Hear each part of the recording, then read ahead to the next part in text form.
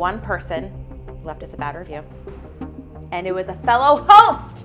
It was someone who should understand that, like, come on. Sarah, what ended up happening when that Bruce Springsteen concert canceled? So it was like, 3 o'clock, check-ins at 4. These are all canceled like hours before he hits the stage. And all of a sudden. And their problem becomes your problem. Yes. And then my team, like, we've got people that help us communicate with guests. They know this is a big deal. Like, do we refund people because it's out of their hands that he canceled his concert? There's no reason to come to Columbus anymore. But then also, I mean, we have the most flexible cancellation policy possible. Mm-hmm. So what do? We had some decisions to make. Right. Okay, so how many people were like, right off the rip, I want a full refund? I think of the 9 that came through, all of them asked. It doesn't hurt to ask, right? No, it's immediate. That's, I anticipate, like, why not ask? Why not ask? I would ask. Yeah, I would ask too. Why not So try? we don't get immediately offended if someone reaches out and says, hey, the reason we're coming to town canceled. But we do have a formula of what we do. Okay. And it's definitely not this like strict thing. It's kind of an art and a science. But the first thing we always do is, I learned this back in my, restaurant days. It's a good customer service trick. Yes. Is to just recognize that you understand the frustration. Hey, Annette, oh my gosh, this is such a bummer. I'm sure you're like on the road, ready to go to the concert. Sucks. The boss canceled on me. Boss canceled. Bruce, why did you cancel? So we recognize, like, we get it, right?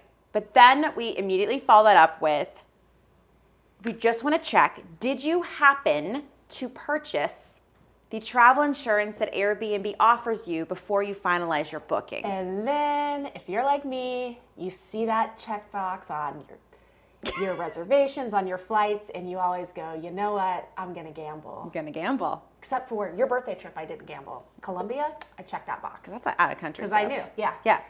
So, and this is a way of like, it's kind of passive aggressive a little bit of just being like, no, you chose that. You chose that. And maybe it does remind them, oh my gosh, I did purchase travel insurance. Okay, call Airbnb support. They will help you through this process. Honey. Okay. But that's our way of being like, did you protect this trip? Right. And there's like, no, we didn't. We say, oh my gosh, what a bummer. We do adopt the most flexible cancellation possible by Airbnb in order to be flexible for you, the guest, but also us as small business owners. Okay, so what percentage of people do you think fall off once you're like, okay, this is on you? I would say 60%. Okay, which is good. Like, all right, you're right. I would say more often than not, they're like... It gave them that breathing room to be like, you know what, they're right. I had some decisions pre-trip. Because here's what ended up happening with those people. We'll talk about the other 40%, But with those people, they decided to come anyway. Ah, okay, like... Let's do it. Let's go have fun. I can't get my money back. And at least in this instance, so I know there's a lot of instances out there where people might have to like make decisions on refunds, but they're coming from like 2 hours away, 3 hours away. Just come for the night anyway. Are you nervous though that they might leave you a slightly bad review because they felt like they were like obligated? Is that the gamble? So that's the gamble you have to take. And here's how the team and I, like, we literally had this discussion. You can have it with yourself or with your partner if you don't have people to chat it out with. Okay. How long is the guest coming for? Okay. Probably the more important question to ask is how much revenue is at stake? Mm-hmm. And depending on how that guest responds to your whole, like, I understand what it's like, I feel bad for you, did you get the travel insurance, we have the most flexible cancellation policy. If they're still being like... You can feel who you're dealing with at that point in time. This is when it becomes an art. Okay, now that we know who we're dealing with like a more difficult guest or potential guest. That they're gonna go until they get their refund. They might go until they get their refund, or they might retaliate with not come, lose out on that money, and leave you a terrible review. Now, it's March 21st, 2023. Airbnb has revamped a little bit their review system, and if a review appears to be retaliatory, they might consider removing it. Though. They might. Keyword might. Mm-hmm. And just because it's clearly retaliatory does not mean Airbnb will choose to remove it for you. Mm-hmm. Right.